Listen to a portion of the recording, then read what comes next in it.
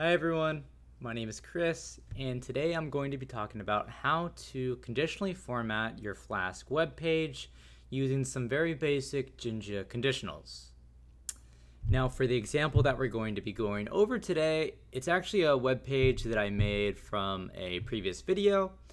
It's not complex or anything, definitely not complex, but to give you a brief demonstration, let's Flask run and then navigate to where I want to be, and here it is. Like I said, very basic, but what we got going on is the current time, cryptocurrencies in an example portfolio, as well as their corresponding prices.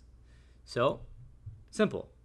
And if you want to learn more about this program, you can look at the video in which it took place. I'll actually link that video in the description.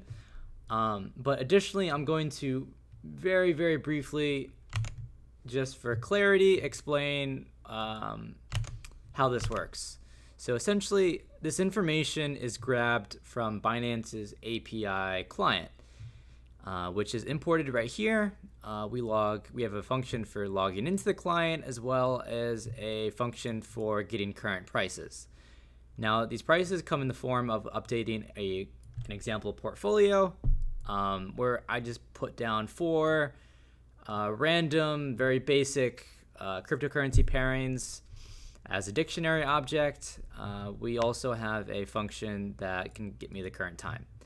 Now, all of these 3 things are used in my app.py file with this index function, where I get the current prices because I'm able to access these functions, get prices and get time, because I imported setup, which is where these things came from.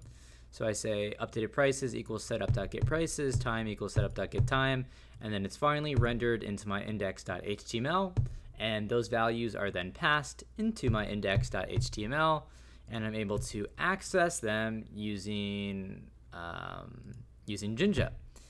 So I can import time using this curly brace notation, as well as right here with a for loop, using again some of Jinja's curly braces. So that is how we're able to do this. So not too complex, but I'll definitely answer any questions about this if you have any. Now, if we want to change this, sorry, there's a fly. Now, if we want to change this to only display certain cryptocurrencies from our portfolio, what we could say using a simple just if statement. So we can say if value, because the key is the cryptocurrency name and the value is its price. So what I can say is if value is greater than 0.06, then that. And then we have to do this. Actually, I'll show you what happens if you don't do it, just to show you guys. So I'm also going to do this as well. So I'm going to show you 2 mistakes that I made that took this process longer than it needed to be. If you're working with float numbers, so decimal numbers, you have to include that, which is the leading number in front of the decimal. Additionally, you also have to end every if statement that you start with an end if, like I do here with my end for. So now it should run. And I only display Ethereum because, if you remember, Ethereum was the only cryptocurrency from my given list that has a value greater than 0.06. Nice. So, for sake of example, I'm just going to show you this one more time. It doesn't run. So Jinja is kind of weird with floats. You have to include that leading 0. Now, if I wanted to conditionally style what was being displayed, I could also add a style element. So I'll just make its color green.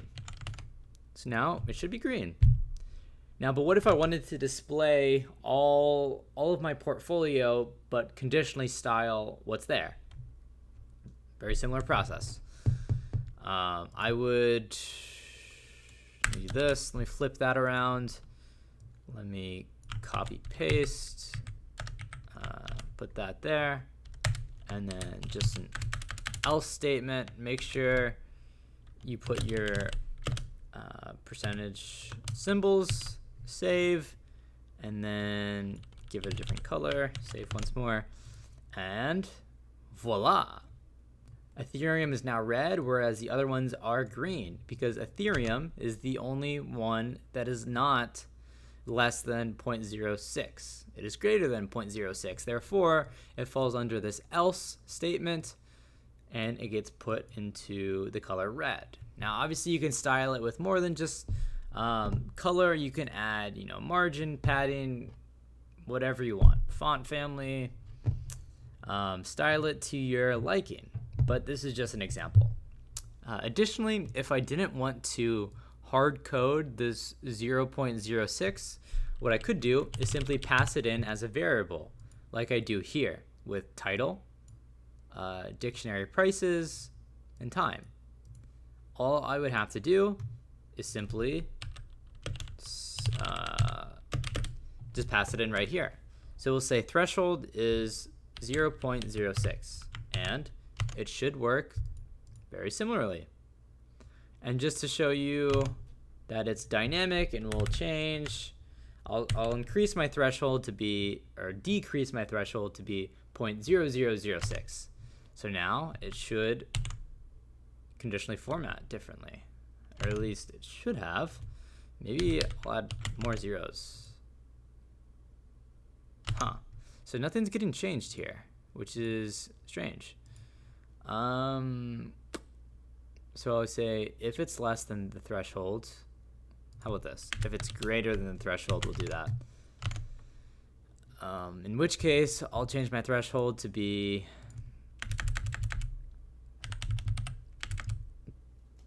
that. So that should work. Yep.